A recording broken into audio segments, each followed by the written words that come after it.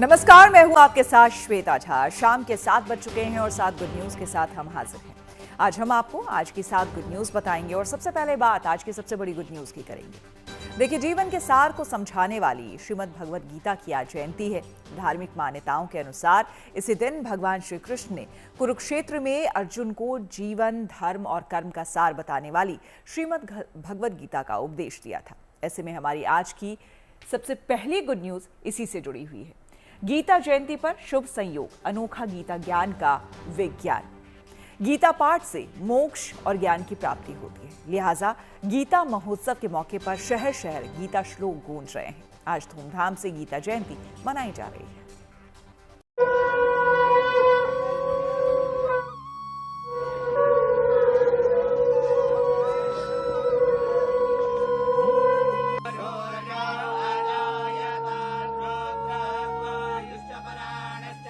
शहर शहर गीता के श्लोकों की गूंज। हजारों बच्चों ने एक स्वर में किया पाठ। हरियाणा से लेकर मध्य प्रदेश और यूपी से लेकर दिल्ली तक भव्य दिव्य गीता महोत्सव का आयोजन। सोमवार को गीता जयंती के मौके पर देश भर में गीता पाठ का आयोजन किया गया। अलग अलग शहरों में गीता के अखंड पाठ से कोना कोना गुंजायमान हो उठा। कहीं छात्रों ने एक साथ गीता का पाठ किया तो कहीं आचार्य और विद्वानों ने गीता के उपदेशों को आत्मसात किया। अयोध्या में मणिराम दास छावनी में मोक्षदा एकादशी के मौके पर गीता जयंती पर्व को बड़े उत्साह के साथ मनाया गया। 1000 से ज्यादा वैदिक विद्वान, बटु ब्राह्मण और संत धर्माचार्यों ने गीता का सस्वर पाठ किया। गीता जयंती का कार्यक्रम है। यूँ तो गीता जयंती हमेशा मनाई जाती है, चाहे नैयायिक पक्ष हो, चाहे विधिक प्रकरण हो, चाहे सांस्कृतिक कार्यक्रम हो, सब में गीता जयंती का महत्व है। गीता शास्त्रमिदं पुण्यम या पठेत प्रियता पुमान। गीता का पाठ सभी लोगों को करना चाहिए और उसका अनुसरण करना चाहिए। न्यायपालिका को भी उसका अनुसरण करना चाहिए। गीता महोत्सव की रौनक मध्य प्रदेश में भी अलग ही है। उज्जैन से लेकर इंदौर तक गीता महोत्सव धूमधाम से मनाया जा रहा है। मध्य प्रदेश के मुख्यमंत्री डॉक्टर मोहन यादव ने उज्जैन में अंतर्राष्ट्रीय गीता महोत्सव का भव्य शुभारंभ किया। उज्जैन के दशहरा मैदान में 3 दिसंबर तक यानी 3 दिवसीय सांस्कृतिक महोत्सव का भव्य आयोजन किया गया, जिसमें बड़े बड़े दिग्गज और कलाकार पहुँच रहे हैं। चाहे वो महाभारत का युद्ध हो, चाहे कंस को मारने वाला घटनाक्रम हो, भगवान के जीवन का प्रत्येक पल उनके हमारे सबके लिए सदैव संघर्ष वाला भी रहा और सबको शिक्षा प्रदान करने वाला भी रहा है। ऐसे में हम सब जानते हैं, जब अपने दुविधा में फंसे अर्जुन के संवाद के माध्यम से भगवान कृष्ण कर्मवाद की शिक्षा देते हैं। परित्राणाय साधुना विनाशाय च दुष्कृता धर्म संस्थापनार्थाय संभवामि युगे। गीता जयंती के मौके पर पीएम मोदी ने सोशल मीडिया पर एक पोस्ट जारी किया, जिसमें गीता का सार समझाया और देशवासियों को गीता जयंती की शुभकामनाएं दी। हमारे साथ हमेशा रहती है। दुनिया भर में न जाने कितनी जयंतियां मनाई जाती हैं, लेकिन उनमें सबसे विशिष्ट है गीता जयंती, क्योंकि भगवद गीता दुनिया का अकेला ग्रंथ है जिसकी जयंती मनाई जाती है। हरियाणा में इसे पर्व के तौर पर मनाया जाता है। करनाल में 5000 से ज्यादा बच्चों ने एक साथ गीता के श्लोकों का उच्चारण किया। धार्मिक मान्यता है कि गीता के श्लोक भगवान श्री कृष्ण ने स्वयं उपदेश के रूप में कहे हैं। यही वजह है कि श्रीमद् भगवद गीता हिंदू धर्म का सबसे पवित्र ग्रंथ माना जाता है। संस्कृत भाषा में लिखे इस ग्रंथ में 18 अध्याय और करीब 700 श्लोक मौजूद हैं। माना जाता है कि मोक्षदा एकादशी पर भगवान कृष्ण ने अर्जुन को गीता का ज्ञान प्रदान किया था, जिसे सुनकर वो महाभारत युद्ध के लिए तैयार हुए थे। गीता का हर श्लोक मानवता के लिए विधाता का अनुपम उपहार माना जाता है। गीता के हर श्लोक में मनुष्य को अंधकार से प्रकाश की ओर ले जाने की शक्ति समाहित है। इतना ही नहीं, गीता में सनातन ज्ञान, विज्ञान, मनोविज्ञान और साहित्य, संगीत, कला के अलावा पारलौकिक सत्ता के सारे गूढ़ रहस्य समाहित है। भोपाल से रवीश पाल सिंह, करनाल से कमलदीप के साथ bureau report, good news today. कल्कि को भगवान विष्णु का 10वां अवतार माना जाता है और कलयुग के अंत में उनके प्रकट होने की बात कही गई है। यूपी के संभल को धार्मिक ग्रंथों में भगवान कल्कि की अवतरण स्थली माना जाता है। ऐसे में संभल में आज से 7 दिवसीय भव्य कल्कि महोत्सव का आगाज हुआ है। हमारी अगली यानी कि जो दूसरी गुड न्यूज है वो इसी से जुड़ी है। संभल के कल्कि धाम में भव्य कल्कि महोत्सव का आगाज। उत्तर प्रदेश के संभल में आज से 7 दिवसीय भव्य कल्कि महोत्सव की शुरुआत हो चुकी है। जिस तरह सदियों से राम कथा और कृष्ण कथा होती रही है, उसी परंपरा में अब पहली बार भगवान कल्कि की कथा का वाचन हो रहा है। और इस बार ये खास है क्योंकि इसमें जगत गुरु रामभद्राचार्य पहली बार कल्कि कथा का वाचन कर रहे हैं। पुराणों में वर्णन है कि भगवान का अंतिम अवतार कल्कि के रूप में संभल की पावन धरती पर होगा। ऐसे में इस कथा वाचन की शुरुआत भी पावन धरती संभल से हो रही है। इस महोत्सव के लिए 10,000 लोगों के बैठने की क्षमता वाली विशाल पंडाल को लगाया गया है। साथ ही लगभग 1,000 साधु संतों के लिए टेंट सिटी तैयार की गई है। महोत्सव के लिए देश के कई बड़े बड़े साधु संत और विभिन्न प्रदेशों के मंत्री भी इसमें शामिल होने के लिए यहाँ पहुंच रहे हैं। लिहाजा यहाँ पर सुरक्षा के भी कड़े इंतजाम किए गए हैं। संभल के चौड़ाकंबो में आज से शुरू हुए 7 दिवसीय कल्कि महोत्सव के दौरान आज दुनिया की श्री कल्कि कथा का संभल में पहली बार आयोजन शुरू हुआ है, जबकि श्री रामभद्राचार्य जी के श्री मुख से इस पूरी कल्कि कथा का जो प्रवचन है वो इस वक्त संभल के कल्कि धाम में किया जा रहा है। और आप मेरे पीछे की जो तस्वीरें हैं वो देख सकते हैं, जबकि श्री कल्कि कथा का जो मंच है भव्य तरीके से जो है यहाँ पर जो तैयार किया गया है। और यहाँ आप देखेंगे तो जगत गुरु श्री रामभद्राचार्य के जो मुख से जो श्री कल्कि कथा का आयोजन है वो इस वक्त यहाँ पर जो है किया जा रहा है। और आप सामने देखेंगे कि इस वक्त जबकि जो है श्री रामभद्राचार्य श्री कल्कि कथा का जो प्रवचन है वो यहाँ पर कर रहे हैं। और देखिए यहाँ जो साधु संत आपको यहाँ पर बैठे हुए हैं वो यहाँ पर जो है नजर आएंगे, जबकि इस पूरी कल्कि कथा को सुनने के लिए भारी संख्या में जो पूरे लोग हैं वो यहाँ पर इस वक्त मौके पर पहुँचे हैं। और देखिए ऊपर से मैं आपको देखिए दिखाने की तस्वीर अगर कोशिश करूँ तो बड़ी संख्या में आपको यहाँ पर देश भर के जो बड़े साधु संत हैं वो यहाँ पर जो नजर आएंगे। आमतौर पर भारतीय शादियों में धूम धड़ाका तड़क भड़क खूब होता है, लेकिन अब कई जगहों पर लीक से हटकर इसे तोड़ा जा रहा है और इसमें आगे आ रहे हैं वो प्रतिष्ठित और गणमान्य लोग जिनको लोग रोल मॉडल के रूप में देखते हैं। ये लोग बेहद सादगी के साथ शादी समारोहों का आयोजन कर रहे हैं। ऐसे में हमारी अगली यानी कि जो तीसरी गुड न्यूज है वो है शादियों के मौसम में सादगी वाली शादियों ने जीता दिल। देखिए, मध्य प्रदेश के मुख्यमंत्री मोहन यादव ने अपनी बेटी की शादी सामूहिक विवाह कार्यक्रम में की, तो ओलंपिक मेडलिस्ट और बड़े पहलवान रवि दहिया ने अपनी शादी बिना दहेज के की है, समाज के सामने एक प्रेरणा, एक मिसाल बनकर।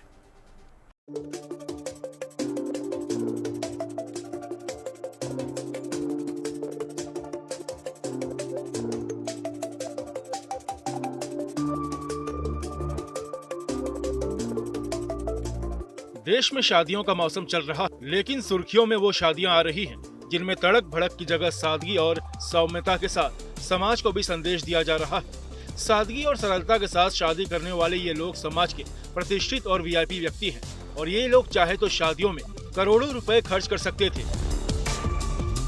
लेकिन इन्होंने ताम झाम और दिखावे को छोड़कर आम लोगों की तरह शादी करने की तवज्जो दी। ये 2 शादियां देश के अलग अलग राज्यों में भले हुई हों, लेकिन इनका मकसद एक था, सादगी और बिना दहेज के साथ शादी करना। एमपी के मुख्यमंत्री मोहन यादव के बेटे की शादी एक छोटे से ऐसे समारोह में हुई जहां ना तो किसी तरह का तामझाम था और ना ही किसी तरह का दिखावा। और सबसे बड़ी बात ये कि मुख्यमंत्री के बेटे की शादी सामूहिक विवाह समारोह में हुई जहां कई और जोड़े एक साथ फेरे ले रहे थे। इसी तरह की एक शादी सोनीपत में भी हुई जहां ओलंपिक में सिल्वर मेडल विजेता रवि दहिया ने सादगी के साथ दहेज रहित शादी की और महज 1 रुपए का शगुन लेकर समाज को एक प्रेरक संदेश दिया।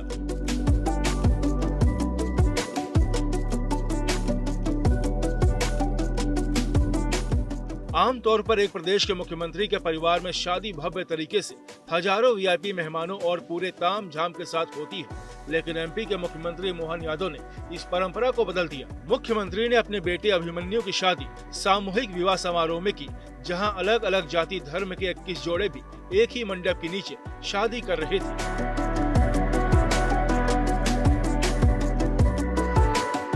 हर एक पिता का भी सपना होता है कि उसके बेटे का विवाह हो, लेकिन हमारी माननीय प्रधानमंत्री जी की भावना, हमारी पार्टी की विशेषता और ये जो हम अपनी ऐसे स्थानों पर भी सबके साथ सबका विकास की अगर बात करते हैं तो उसको करके भी दिखाना रहता है।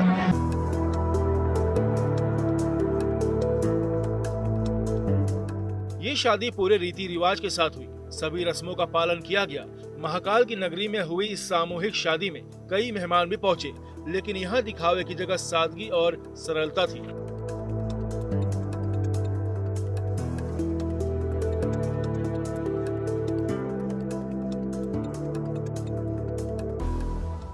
सब प्रकार के जातीय बंधनों के तोड़ने का एक नव प्रतिमान, नया इतिहास डॉक्टर मोहन यादव जी ने बनाया है और ये पहले भारत के वो मुख्यमंत्री और राजनेता बने ने जिन्होंने ये सादगी का एक नया इतिहास गढ़ा। तो मुझे लगता है सभी मुख्यमंत्री इस बात से प्रेरणा लेंगे और सब मंत्री भी और सब बड़े लोग भी, उद्योगपति भी, कि अपने बच्चों का ऐसे सादगीपूर्ण सामूहिक विवाह कराएंगे। हर जिले में आयोजन होने चाहिए, इससे सामाजिक समरसता का एक नया सूत्रपात होगा। इसी तरह की शादी हरियाणा के सोनीपत में एक गांव में हुई, जहां देश के स्टार पहलवान रवि दहिया शादी के बंधन में बंधे। 2020 में टोक्यो ओलंपिक में रजत पदक जीतने वाले रवि दहिया ने एक किसान की बेटी ऋषा के साथ एक सामान्य सी शादी में फेरे लिए। कई प्रतियोगिताओं में देश का नाम रोशन करने वाले रेसलर रवि ने हरियाणवी रीति रिवाज के साथ शादी की, लेकिन इस शादी में उन्होंने दहेज नहीं लिया। महज 1 रुपए शगुन के साथ उन्होंने नए जीवन की शुरुआत की।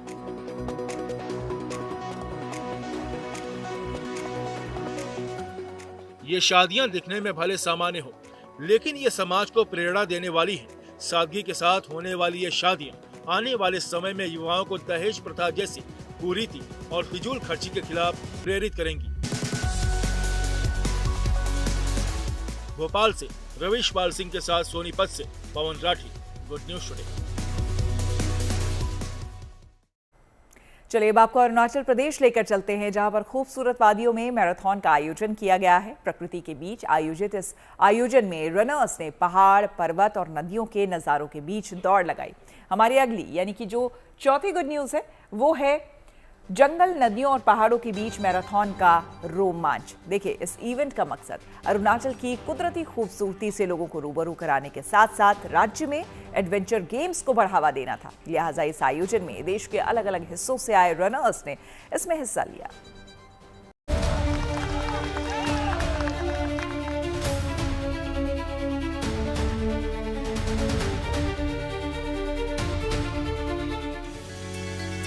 अरुणाचल प्रदेश के बसार में हरे भरे जंगलों के बीच हजारों किलोमीटर की ऊंचाई पर घुमावदार रास्तों के बीच मैराथन। उत्तर पूर्व के सबसे चुनौतीपूर्ण अल्ट्रा ट्रेन रन में गिनी जाने वाली मैराथन में सैकड़ों धावक सुबह की पहली किरण के साथ मैदान में उतरे तो नजारा बेहद रोचक और रोमांचक नजर आया। मैराथन का रूट जितना खूबसूरत था उतना ही चुनौती भरा भी था। कहीं चढ़ाई, कहीं ढलान तो कहीं जंगलों के बीच से गुजरते रनिंग ट्रैक, जो धावकों के लिए एक अलग ही अनुभव रहा। जो ट्रेल है पूरा हमारे पहाड़ों, जंगलों, नदियों से होकर गुजरता है और ये I think one of the toughest marathon है पूरा ये नॉर्थ ईस्ट में। मैराथन में शामिल रनर्स के लिए ये रास्ता उत्साह के साथ रोमांच और चुनौतियों से भी भरपूर रहा। चुनौतियों के बीच धावक कठिन ढलानों को आसानी से पार कर लगातार आगे बढ़ते दिखे। कभी सामने पानी का दरिया आया तो कभी चट्टान, मगर इनके कदम नहीं रुके। फर्स्टली ये मेरे लिए एक अपॉर्चुनिटी है, सो मैं थैंक्स देना चाहती हूँ क्योंकि यूथ्स को भी ये सब चीज़ में पार्ट लेना है। घने जंगल और वहाँ पसरे गुप्त सन्नाटे से इनका सामना हुआ, लेकिन ये सभी अपने लक्ष्य को ध्यान में रख आगे बढ़ते चले गए। रनिंग का थ्रो हम लोग ये मैसेज देना है कि ड्रग्स ना सेवन ना करें। बसर रनिंग अल्ट्रा ट्रेल एक्सपीरियंस जो है बसर में ब्रूज जो है यहाँ पे इतना महत्वपूर्ण है कि एक ये हमारा यूथ और उसके बाद जितने भी यहाँ का लोगों के लिए ये वोट इम्पोर्टेंट एक स्पोर्ट्स इवेंट्स है। अरुणाचल में तो अच्छा ट्रेल्स है बहुत, तो ये अच्छा चांस है एक्सप्लोर करने के लिए और अरेंजमेंट भी अच्छा होगा। ITBP भी इस बार एक साथ मिला के कोलैबोरेट करके ऑर्गेनाइज किया, तो वही देखते हैं। 30K में अच्छा कंपटीशन है। जब गांव के बीच से प्रतियोगी दौड़ते हुए निकले तो लोगों ने अलग अलग तरीकों से उनका हौसला बढ़ाया। देश के अलग अलग राज्यों से आए 500 से ज्यादा रनर्स इस प्रतियोगिता में हिस्सा ले रहे थे। किसी ने 50 किलोमीटर, किसी ने 30 किलोमीटर, किसी ने 10 किलोमीटर तो किसी ने 5 किलोमीटर की कैटेगरी में अपनी उपस्थिति दर्ज कराई। इट्स वेरी एक्साइटिंग कि हम लोग नेचर के साथ ही दौड़ेंगे एंड यहाँ के आप जो वादिया एंड फ्रेश हवा को भी आप लोग जो एंजॉय कर सकेंगे। So this marathon will be I think very excitement होगा एंड एडवेंचरस है। सो कठिन ट्रेल्स पार करने के बाद रनर न सिर्फ रोमांच से भरे दिखे बल्कि जंगल, नदियों और मेहमान नवाजी की यादें लेकर लौटे। इस बार रिकॉर्ड तोड़ भागीदारी के साथ भारत के टॉप अल्ट्रा ट्रेल रनर्स बसार में इकट्ठे हुए। अरुणाचल की ऊंची पहाड़ियों पर इस तरह के इवेंट का मकसद एडवेंचर टूरिज्म को बढ़ावा देने के साथ युवाओं को फिट रहने का मंत्र भी देना है। और खास बात है कि स्थानीय लोगों के साथ साथ यहाँ पहुँच रहे सैलानी भी इन प्रतियोगिताओं में बढ़ चढ़कर हिस्सा ले रहे हैं। युवराज मेहता के साथ bureau report, good news today.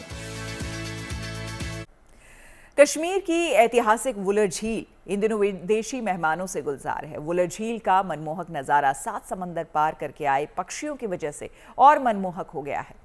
इनके आने से वुलर झील की खूबसूरती को 4 चांद लग चुके हैं। ऐसे में हमारी अगली यानी कि जो 5वीं गुड न्यूज है वो है कश्मीर की वुलर झील में पहुंचे विदेशी मेहमानों का स्वागत। देखिए, उत्तर कश्मीर की मशहूर वुलर झील ने सदियों की रौनक बढ़ा दी है। यहाँ पर ठंड बढ़ते ही हजारों प्रवासी पक्षी यहाँ पहुंच गए हैं, जिससे कि ये इलाका पक्षी प्रेमियों और प्रकृति के चाहने वालों के लिए मनोहर बन गया है।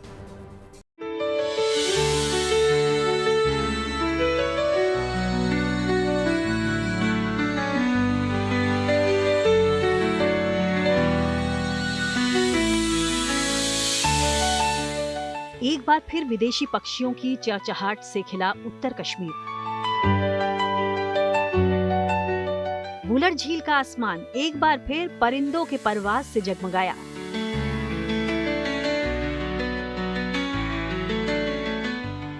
घाटी में सर्द हवाओं के साथ जैसे ही ठिठुरन ने दस्तक दी है, हजारों किलोमीटर दूर से आए परिंदों ने वुलर को अपना आशियाना बना लिया है।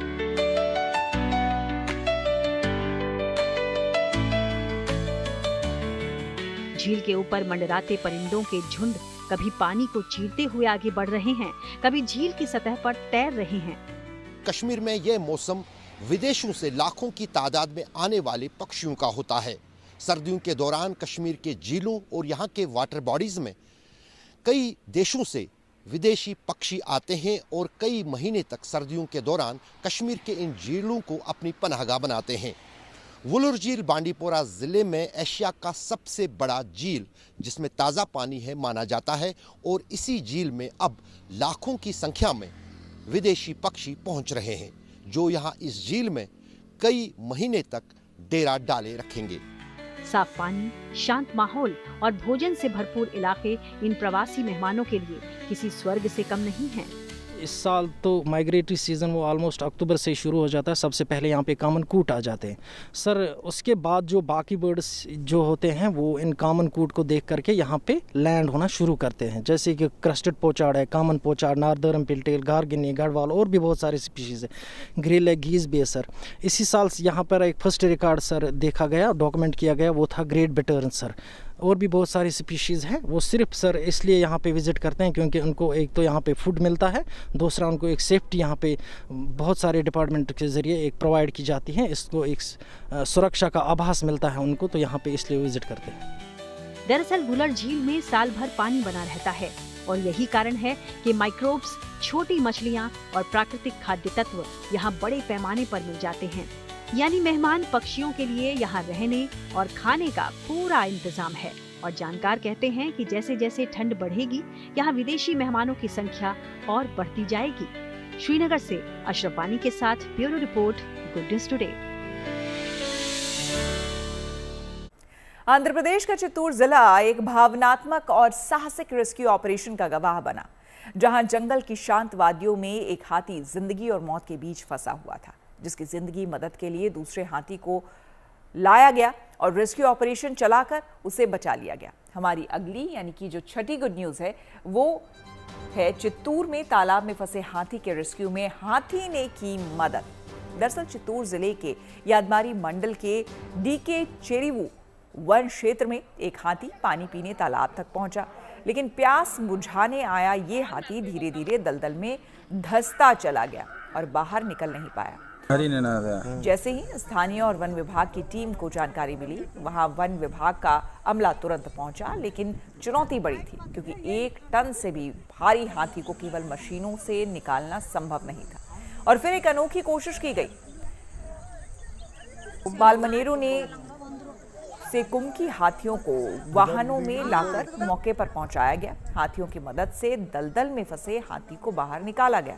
दरअसल कुमकी हाथियों को खास तौर से ऐसे ही रेस्क्यू ऑपरेशंस के लिए प्रशिक्षित किया जाता है और यहां भी हाथी के जान बचाने के काम आया।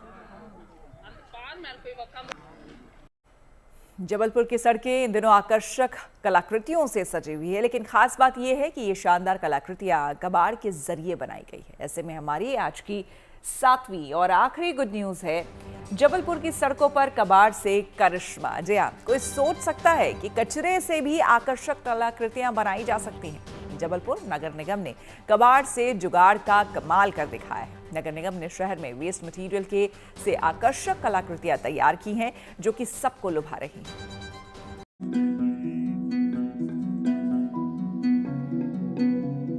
संस्कार धानी जबलपुर के भंवरताल गार्डन की कल्चरल स्ट्रीट इन दिनों इन कलाकृतियों से रंगत बिखेर रही है। ये कलाकृतियां कबाड़ से कमाल का अप्रतिम उदाहरण है। शहर को सुंदर और स्वच्छ बनाने के लिए नगर निगम ने एक अनूठी पहल की है। निगम ने रोजाना निकलने वाले लोहे के कबाड़ का उपयोग कर 11-12 आकर्षक कलाकृतियां बनाई हैं। पश्चिम बंगाल और एमपी के खरगोन के कारीगरों ने वेल्डिंग करके 10 से 20 फीट ऊंची ये कलाकृतियां तैयार की हैं। निश्चित तौर पर कबाड़ से कमाल किया गया है और ये मूर्तियां और आकृतियां यहाँ पर आप देख रहे हैं, ये बनाई गई है और ऐसी प्रतिमाएं हैं, ऐसा लग रहा है वो बोल रही हैं और बात कर रही हैं। नट बोल्ट से, छोटी छोटी पट्टियों से, सरिया से, रॉड से, साइकिलों की चेन से जो वेस्ट मटेरियल फेंक जाता है, लोग उसको कबाड़ में बेच देते हैं। उन कबाड़ को खरीद कर नगर निगम ने ये जबरदस्त काम किया है। निश्चित तौर पर जब ये शहर में ये प्रतिमाएं लगेंगी तो ये हमारे पर्यटकों के लिए और शहर के नागरिकों के लिए एक बड़ा आकर्षण का केंद्र बनेंगी। इन कलाकृतियों को बनाने के लिए फाइन आर्ट्स के कलाकारों को भी प्लेटफॉर्म मिला, जहां अपना टैलेंट दिखाकर युवाओं ने एक अलग पहचान बनाई। इन्हें बनाने वाले कलाकारों का कहना था कि कई मुश्किलों के बाद हम इस तरह का स्वरूप दे पाए और इससे लोगों में भी एक अच्छा संदेश जा रहा है। वहीं इन्हें देखने आए लोगों का मानना है हमारा शहर अच्छी सोच के साथ आगे बढ़ रहा है। बहुत अच्छा संदेश जाएगा सर कि बहुत जो खराब हुई सामग्रियों को जोड़ जोड़ के एक कलाकृतियाँ बनाया जा सकता है और लोग इससे प्रेरणा पाएंगे कि हाँ कबाड़ है, नट बोल्ट है, उनसे कैसे इससे अच्छी काम किया जा सकता है। देख के बहुत अच्छा लगा कि हमारा शहर आगे बढ़ रहा है और हम आशा करते हैं ऐसी गवर्नमेंट और सब कुछ जबलपुर में नई नई चीज़ें एंटर करें तो काफ़ी अच्छा रहेगा। इन कलाकृतियों को बनाने में लगभग 7 से 8 महीने का समय लगा है। इनके चलते भंवरताल गार्डन की कल्चरल स्ट्रीट एक नए सेल्फी पॉइंट के रूप में विकसित हो गई है। जबलपुर से धीरज शाह के साथ bureau report, good news today. तो इसी के साथ 7 बजे 7 गुड न्यूज में मेरे यानी कि श्वेता झा के साथ फिलहाल इतना ही। देश दुनिया की तमाम पॉजिटिव खबरों के लिए आप देखते रहिए गुड न्यूज टुडे।